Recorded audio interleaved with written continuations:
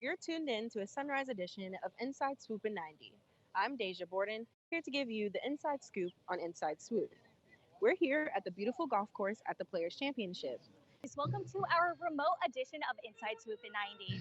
I'm Megan Agugliaro. We're here on location at the baseball grounds of Jacksonville for today's Business Person Special. How's it going, Ospreys? We're here today at the Herbert University Center reporting live for this segment of Sunshine segment on Inside Swoop in 90.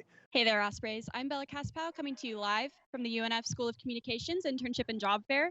I'm on location at the Town Center Christmas tree for this weather edition of Inside Swoop in 90. I'm Grace DeRoby. Let's go to Tony for his thoughts on the loss. Tony? The Jacksonville Jaguars suffer another disappointing loss, this time to the New York Giants 23-17. Welcome to Inside Swoop in 90 and our special report on the January 6 hearings. I'm Megan Agugliaro here with an edition of Capital Consequences and another segment of A Nation Without Roe vs. Wade. I'm Felicity Timbring here to break down the latest updates and give you the inside scoop on Inside Swoop. Hi, hey, and hello, Ospreys. Welcome to the summer finale news edition of Inside Scoop, a news segment where we update you on what's going on. I'm Felicity Timbrink. And I'm Michael Keel, here to bring you the up-to-date news on current stories.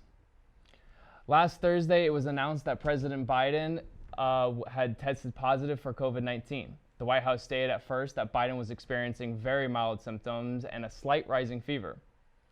The White House Press Secretary Karen Jean-Pierre stated that Biden began taking Paxlovid, which has an antiviral drug designated to reduce the severity of COVID, and has thus far relieved his fever. At the time, it was also stated that President Biden was isolating in the White House while continuing to carry out his duties. Shortly before taking office, Biden got his first dose of the Pfizer and followed up with both booster shots shortly after, meaning that Biden is now fully vaccinated.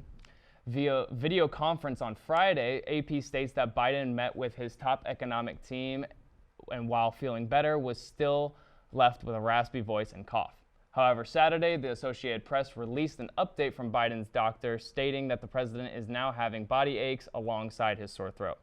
There is cause for concern as Biden, who is 79 years old, is now the oldest president.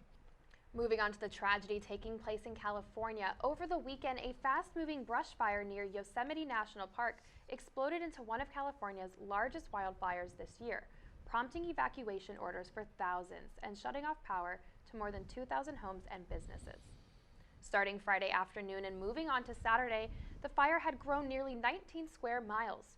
Due to the effects of the Oak Fire, Governor Gavin Newsom proclaimed a state of emergency for the Mariposa County, with evacuations of over 6,000 people. AP reports that more than 400 firefighters, helicopters, and bulldozers battled the blaze, facing the hot weather, low humidity, and bone-dry vegetation, all caused by the most severe drought brought onto them in decades. By Monday, the blaze had consumed 29 square miles of forest land. However, there was minimal growth that night, with a 26% containment on Tuesday, according to AP. The cause of the fire is still said to be under investigation. As progress is being made against the destructive fire, be sure to stay updated and be safe. That's right, Ospreys, as there will be major updates to come. Yes, and next, a new trailer tease has many of us clawing to know more. Did you see what I did there, Michael? I did, but yes, let's move on to the reporter Megan Agugliaro, who has more information for us. Megan? Thank you, guys. Yes, at Comic-Con in San Diego last week, Marvel Studios unveiled the first trailer to fans for Black Panther: Wakanda Forever.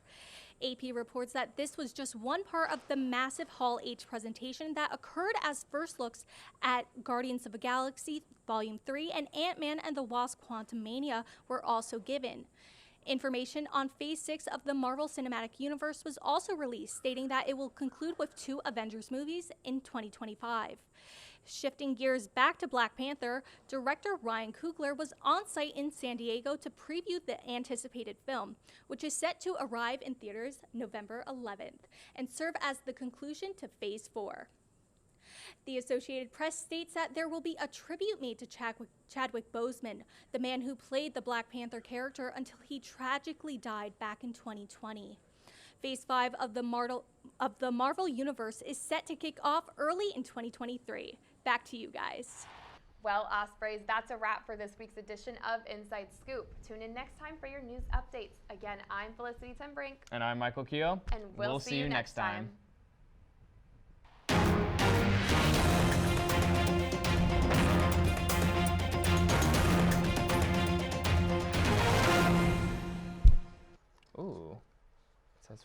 question. It's been doing that.